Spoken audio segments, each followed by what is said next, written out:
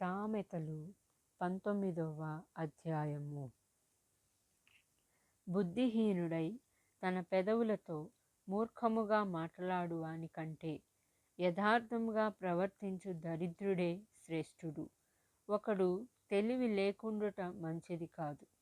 తొందరపడి నడుచువాడు దారి తప్పిపోవును. ఒకని మూర్ఖత వాని ప్రవర్తనను తారుమారు చేయును. అటివాడు హృదయమున యెహోవా మీద కోపించును. ధనము గలవానికి స్నేహితులు అధికముగా నుందురు. దరిద్రుడు తన స్నేహితులను పోగొట్టుకొనును. కూటసాక్షి శిక్ష నొందకపోడు. అబద్ధములాడువాడు తప్పించుకొనడు. అనేకులు గొప్పవారి కటాక్షము వెదకుదురు. దాతకు అందరూ స్నేహితులే. బీదవాడు తన చుట్టములందరికీ అసహ్యుడు. అట్టివానికి స్నేహితులు మరి దూరస్తులగుదురు. వాడు నిరర్ధకమైన మాటలు వెంటాడువాడు. బుద్ధి సంపాదించుకొనువాడు తన ప్రాణమునకు ఉపకారి.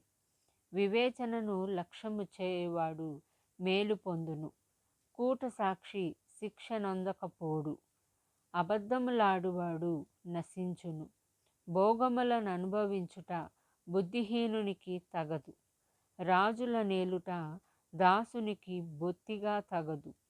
ఒకని సుబుద్ధి వానికి దీర్ఘశాంతమునిచ్చును.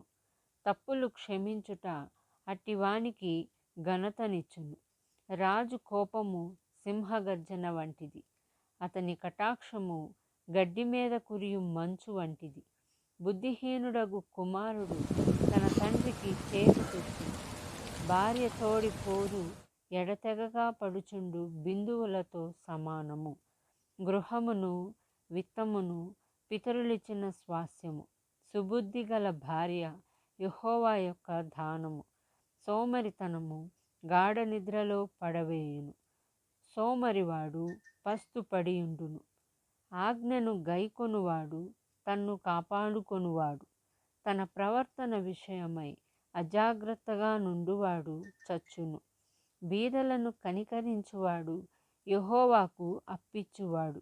వాని ఉపకారమునకు ఆయన ప్రత్యుపకారము చేయును. బుద్ధి వచ్చునని నీ కుమారుని శిక్షింపుము. అయితే వాడు చావవలెనని కోరవద్దు. మహాకోపియగువాడు దండన తప్పించుకొనడు. వానిని తప్పించినను వాడు మరలా కోపించుచునే ఉండును. నీవు ముందుకు జ్ఞానివగుటకై ఆలోచన విని ఉపదేశము అంగీకరించుము. నరుని హృదయంలో ఆలోచనలు అనేకములుగా పుట్టును. యెహోవా యొక్క తీర్మానమే స్థిరము. కృపచూపుట నరుని పరులకు ప్రియునిగా చేయును. అబద్ధికుని కంటే దరిద్రుడే మేలు. యెహోవా యందు భయభక్తులు కలిగి ఉండుట జీవ సాధనము. అది కలిగినవాడు తృప్తుడై అపాయము లేకుండా బ్రతుకును. సోమరి పాత్రలో చెయ్యి ముంచునే గాని తన నోటికి దాన్ని తిరిగి ఎత్తనైనను ఎత్తడు. అపహాసకులు దండింపబడగా చూచి జ్ఞానము లేనివారు జ్ఞానము నొందుదురు. వివేకులను గద్దించిన ఎడల వారు జ్ఞాన వృద్ధి నొందుదురు. తండ్రికి కీడు చేసి తల్లిని తరిమివేయువాడు అవమానమును అపకీర్తిని కలుగజేయువాడు. నా కుమారుడా, తెలివి పుట్టించు మాటలు నీవు మీరగోరితివా? ఉపదేశము వినుట ఇక మానుకొనుము. వ్యర్థుడైన సాక్షి న్యాయమును అపహసించును. భక్తిహీనుల నోరు దోషమును జుర్రుకొనును. అపహాసకులకు తీర్పులను, బుద్ధిహీనుల వీపులకు దెబ్బలను నియమింపబడినవి.